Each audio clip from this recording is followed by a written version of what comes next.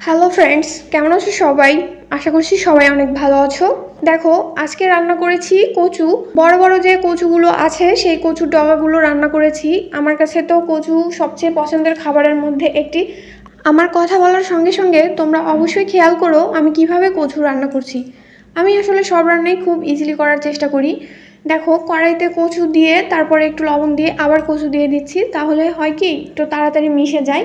কচুর ডগাগুলো কাটার পরে যে পরিমাণ হয়েছে তার জন্য আমার কড়াইটি অনেক ছোট হয়ে যায়, তাই আমি কিছুটা দিয়ে দিয়েছি। এগুলো একটু কমে যাওয়ার পরে বাকি অংশটুকু দিয়ে দেব। যে কোনো শাকসবজি বলো আর কচু বলো, এগুলো তো কিন্তু প্রচুর পরিমাণে জল থাকে, তাই অতিরিক্ত জল দেওয়ার প্রয়োজন হয় না। একটি চুলায় ডাল ভাজছি আর একটি চুলায় কচু রান্না করছি, তো দুটি চুলায় একসঙ্গে কাজ করছি। আমি অবশ্য খুব বেশি এক্সপার্ট না, একটি করতে গেলে আরেকটি হয় না, আর ভিডিও করে করে যখন রান্না করি তখন আরও বেশি কষ্ট হয়ে যায়। তো যাই হোক, এখানে কচু হচ্ছে আর এক পাশে যেহেতু ডাল ভাজছি। দেখো, আমি কিন্তু কচু একবারে তেলের ওপরে জিরা সম্ভার দিয়ে মরিচ দিয়ে তারপরে দিয়ে দিয়েছি।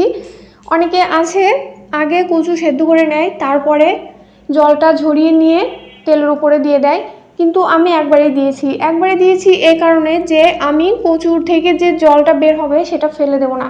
যে কোনো শাকসবজি রান্না করার সময় যদি ওই সেদ্ধ হওয়া জলটা ফেলে দেওয়া যায় তাহলে আমার মনে হয় যে পুষ্টিগুণ অর্ধেকটা নষ্ট হয়েই যায়। অনেকে ভাবতে পারে যে জল থাকলে এটা শুকাতে অনেকটা সময় লাগে, গ্যাস বা খড়ি অপচয় হয়, অনেকটা সময় লাগে। যে যাই বলে থাকো না কেন, যেহেতু আমি খাবারটা খাচ্ছি পুষ্টির জন্য, স্বাস্থ্যের জন্য, তাহলে আমার এটাই বেশি মাথায় রাখা উচিত। হ্যাঁ, মাঝে মাঝে তাড়াতাড়ির প্রয়োজন আছে, সেই সময়গুলো বাদে বাদবাকি সময়গুলো আমাদের একটু সময় নিয়ে রান্নাটা স্বাস্থ্যসম্মতভাবে করাই কিন্তু সবচেয়ে ভালো। আর কচু খেতে কিন্তু একটু মিষ্টি মিষ্টি লাগে, এটা আমার ভালো লাগে। দেখো, একদিকে কচু হচ্ছে আর একদিকে আমি ডাল অলরেডি পুড়িয়ে ফেলেছি।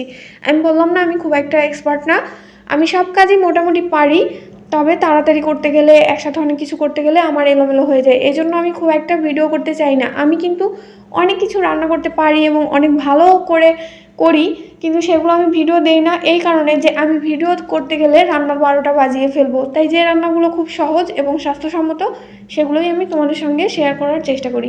তো ডালগুলো ধুয়ে নিচ্ছি, ডালগুলো ধুয়ে আমি কচুর মধ্যে দিয়ে দেব।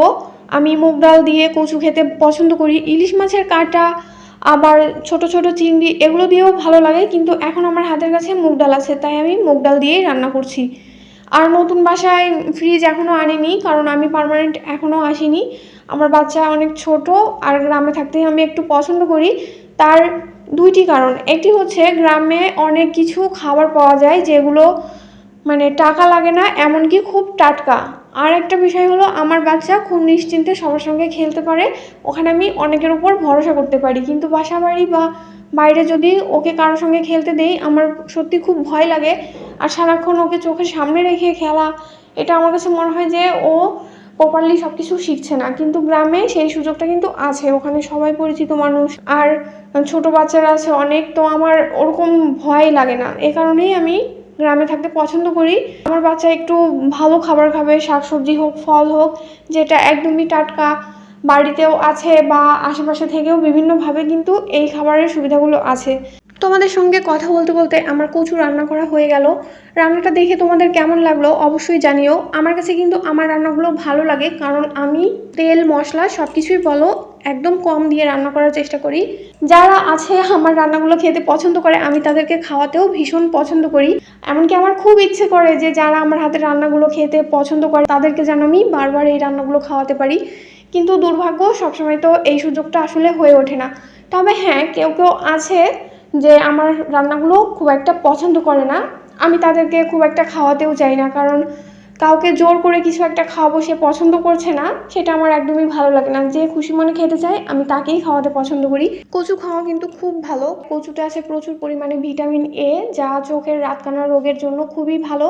কচুতে আছে প্রচুর পরিমাণে ক্যালসিয়াম, আয়রন, যেটা আমাদের শরীরের জন্য খুবই গুরুত্বপূর্ণ। কচু খেলে কোষ্ঠকাঠিন্যও দূর হয়, যাদের কোষ্ঠকাঠিন্যজনিত সমস্যা আছে তারা কিন্তু রেগুলার কচু খেতে পারো। আর ডায়াবেটিস রোগীদের জন্য কচু খাওয়া ভালো, কারণ এতে এমন কোনো সুগার নেই যেটা খেলে তাদের ক্ষতি হবে। তো অনায়াসে কচু সবাই খেতে পারো। কচু খাওয়ার উপকারিতাই বেশি, এখানে নেগেটিভ দিক খুব একটা নাই। আর যারা গর্ভবতী তাদের জন্য তো কচুটা মাস্ট ইম্পর্ট্যান্ট। তবে যাদের অ্যালার্জিজনিত সমস্যা আছে তারা কচু কম খাওয়াই ভালো, মাঝে মাঝে খেতেই পারো। তো এখন আমরা ডিম ভাজা আর কচু দিয়ে রাতের খাবারটা খাচ্ছি। তো আমার বর একটু খেয়ে বললো যে খুব দুর্দান্ত হয়েছে। ভিডিওটি ভালো লাগলে লাইক, কমেন্ট, শেয়ার করো।